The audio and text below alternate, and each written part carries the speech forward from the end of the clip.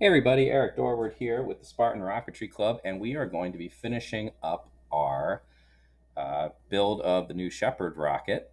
And so far, we have basically constructed the whole thing. It's painted, it's finished.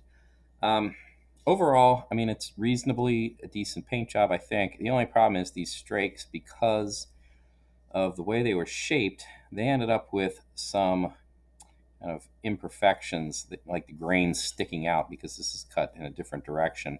It's fine out here, but I wish I would have filled this in a bit with a variety of our finishing materials so it'd be nicer looking. But overall, it is reasonably good, and I don't see a lot of grain on the fins, which is nice, and that's where I spent most of my time trying to make this look nice. So the finished product's going to look like this, but there are a few things we need to do before we call it done. First off is, remember this bit down here. So I had trouble getting this on last time, and in fact I didn't succeed in the video to get this plastic part on over the top of the motor mount. What I ended up doing is I just got it on. I scraped the inside because I had gotten a little bit of CA glue on the inside of the rocket body here, and I ended up scraping some of that off, sanding it down, and I applied, or didn't really apply it, I just put this plastic part over the motor mount, and right now nothing is holding it on there. There's no glue, there's no nothing. And I'm okay with that. And the reason why is because, first of all, it's on there pretty nicely right now. But the main reason is I recalled that I have to put this motor mount on the end, like so. And when I do that, I'm pretty confident that as soon as that happens, this part could only go off that direction, and that could only happen if there wasn't anything in the back blocking it. So I'm going to put some CA glue on this and just put it over the bottom like this, and that'll hold it in place. I don't actually need to have the plastic bit glued inside the rocket body. It's not adding anything structural, and having the end retainer on should do the trick. But I'm not going to worry about that right now. The other minor thing that we need to do is attach the shock cord and motor mount, but again, that's somewhat minor, and you've seen that before. The big to do here is going to be getting the decals right. Now, the decals, I had cut from a sheet, which is a little bit different from any that we've had to do so far. These are waterslide decals, and they're more sophisticated than any that we've done so far in terms of water slides.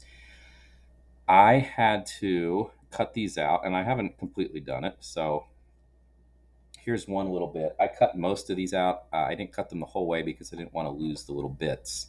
So I typically just cut these with scissors, and I try to get them generally pretty close to the shape that they are supposed to look like. So this is an American flag. I'm going to cut it down pretty small, get it pretty close to the flag itself. Now there's what appears to be blue paper. I mean, the paper is blue, but the decal is not. The decal is transparent, and there's just blue paper behind it. So it would be nice to get the decals trimmed as closely as you can to the actual colors on the decals, but it is not super necessary. It's not like they're going to be big splotches of white or blue or whatever where you don't want them. So we can live with that. Now, this is a big feather that's supposed to be on the rocket, and this was not in the right order, so I put it in the right order, laid out for me, so I wasn't going to screw this up and put it on the wrong place, which would be really embarrassing having done all the work at this point. Most of the time, the decals are generally you could put them, there are lots of ways you could do it, and it wouldn't be messy. However, this one, it does have to go in the right order and in the right place. So looking at the instructions and the nice picture on the box, we need to get this piece right here, this decal, on where the, you can't see that, there we go, where the launch lug protrudes. So we need to be careful about that. That happens to be this one right here. So I'm going to toss that in my warm water in a custard cup first and get that ready to go. The nose cone, remember we finished this a while ago. This, I mean, it has a right way as well. Like this dark part here is going to line up with the edge of this, but we can spin this around after the fact, so we're not going to worry about that too much. remember, when we are doing these waterslide decals, they're called waterslide because you get them wet and then they slide off, hence waterslide. Warm water, about 30 seconds is usually good enough. My water is not as warm as it once was. While that is warming up, I also want to make sure that I have a piece of paper towel, which I do, ready to blot. All right, so let's do this. This is, you can see that I can move it off right now. So this needs to fit right in here. And looking at the directions, both and the picture, I do want it. Well, I mean, it doesn't look like it goes the whole way up. It looks like, on this instruction here or on the picture, it looks like it comes a little bit short, but I don't think I'm going to worry about that. I'm just going to put it up as close as I can get to the edge because the edge is a nice guide to getting the decal straight. So again, the easiest way that I found to do these is get them generally where you want. Put your thumb down on one end of it and then carefully, gently, because you could definitely rip these things, just kind of pull it off. If you do a gentle, decent job, there won't be a whole lot of bubbles. Now, I have a few. The bigger the decal, the more likely it is that you'll not quite get it on straight and will need to smooth it out. This is where the paper towel comes in. So I'm just going to brush, essentially, and try to get any air bubbles that are in there pushed out. You'll notice I'm also holding it down with this finger so that it doesn't move away when I do that. All right, that looks pretty good. I am going to continue on. I'm not going to do all of these on camera, of course, because, this is not terribly exciting bit of operational procedure here, but it is important and it's worth seeing since we haven't really done a big, nice waterslide decal like this before. This next bit, according to the box and the instructions, here we are again. This one goes here. It is lined up with the previous one at whatever we decreed to be the top. So again, at the edge of this section of the rocket. I do want to make sure that that gets wet and warm enough so that it comes off easily. And seriously though, the decals are exceedingly thin. They're not like, it's like thinner than saran wrap. So it's pretty easy to damage them if you are being rough with them. And if you pull on them, they will stretch, and that would be bad too because you could tear them, but also like the decal printed on it will stretch and won't look so good. So you do want to be gentle with these. They can take a decent amount of abuse, but don't push it, is my suggestion. I personally prefer working with waterslide decals because I think they look better than stickers for the most part. And the other nice benefit is that once you get them on here, they're not going to peel off like stickers have a penchant for doing. Now, one problem here, though, you can see this already, is that they do tend to fold over on themselves if you are not careful. And if you get them folded on top of themselves, it is very annoying to try to undo that. So the goal is to not have them wrap up on themselves. And this is really tight fit. I mean, it's supposed to be, so that's good. But it is a tight fit, and I am trying to be as careful as possible, and I am pretty pleased with that. Notice, though, my ring finger here is touching the previous decal, so I didn't really do that consciously, but it seemed kind of necessary to hold everything in place. So I will need to go back and make sure that I didn't muss up or do anything negative that would affect the placement of that first decal that I have. And looking at it, yeah, it's pretty good. All right. There are two more faces of this. I suppose we might as well at least start on the next one. I'm going to put the big ones on, and then the little ones are actually pretty easy to do. I've never really had a problem dealing with the little ones. Sometimes the really, really, really little ones, like these flags, are pretty little. But even they're not that bad. They're small enough that you can move them around with your finger like so. And the biggest danger there is losing them, which is a distinct possibility because they're that small. All right, so while this is getting wet, let's check the instructions again to make sure that I'm going to put this one on the right place. It looks like, here are the instructions. This is a nice little blow up. It shows all four faces of the rocket. the top of the leaf, or the feather rather, it's not a leaf, is going to be not all the way up at the top. So I'm going to have to carefully align that to where it ought to be relative to this panel. So it's not going to be all the way at the top. I kind of want the bottom part here to match up with the bottom part there.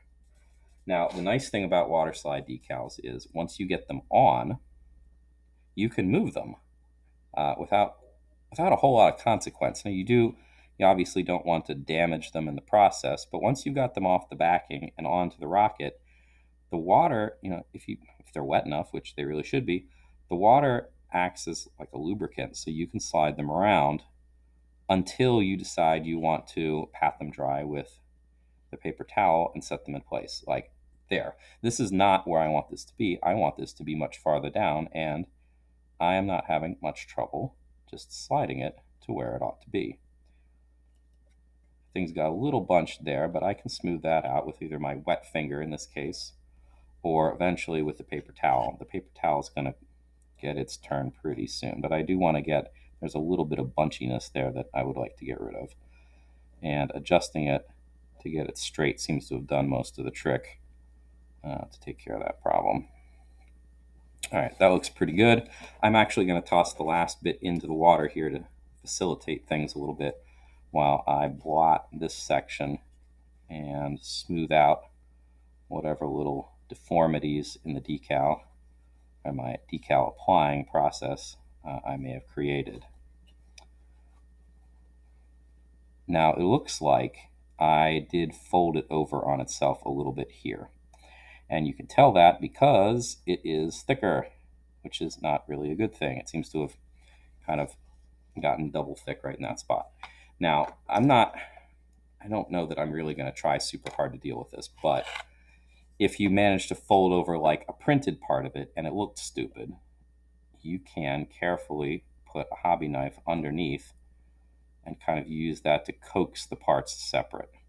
Now, like I said, there wasn't anything colored underneath it. I think, if anything, it was just a little bit of the extra clear decal. And frankly, I don't even see it now that I've kind of reset it there. So I'm not going to mess with it. It looks pretty good, although I do need to smooth a couple spots out here. Just be careful, because of course the hobby knife can cut through decals without a whole lot of trouble. So if you're going to attempt to realign things, don't actually cut. That would be bad. That would be destructive to the purpose. All right, so last little bit, I want to make sure that I put this in the right place. It should look like this. And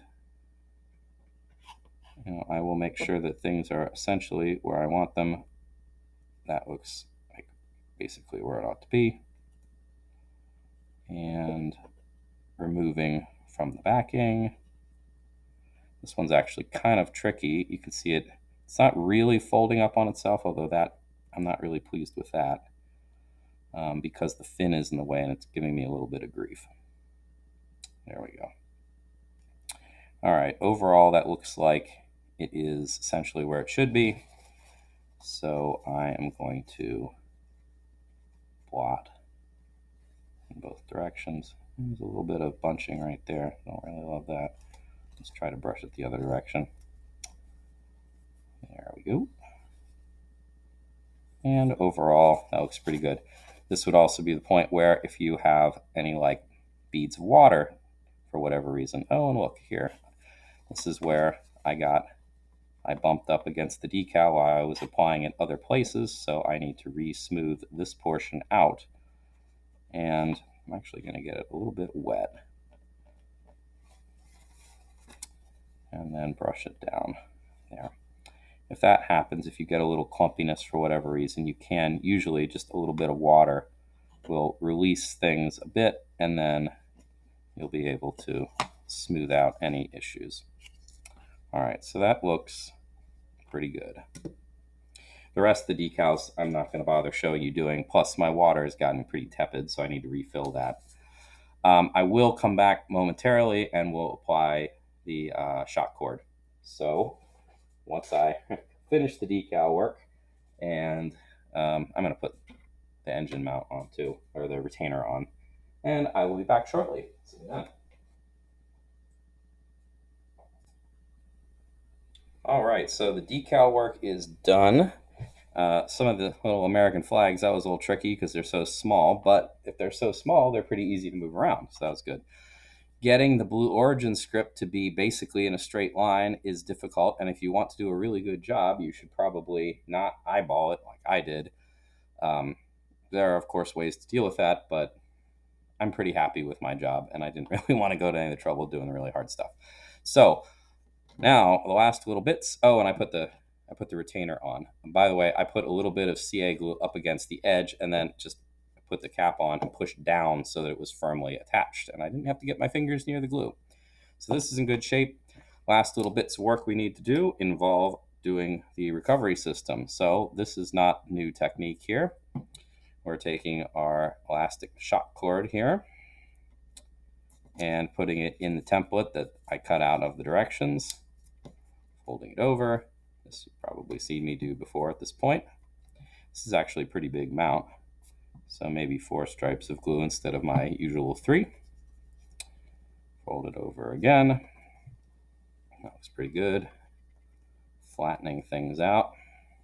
Getting a decent amount of glue on my hands because, it's kind of par for the course. And then last but not least, let's actually attach this thing. It's probably more glue than I really wanted, which would explain why there's glue on my fingers. By the way, I've still got my water here. I'm going to use that to rinse my fingers off because the last thing I want to do is get nasty old glue on my rocket now that it is painted and the decals are on it. So yeah, that would be bad. So in this goes. This can actually go pretty far in because I can reach my finger fairly well into this rocket. So I'm going to just push it down carefully here like usual. Use my middle finger. Sorry, everybody, but that one reaches farther. And that looks pretty good.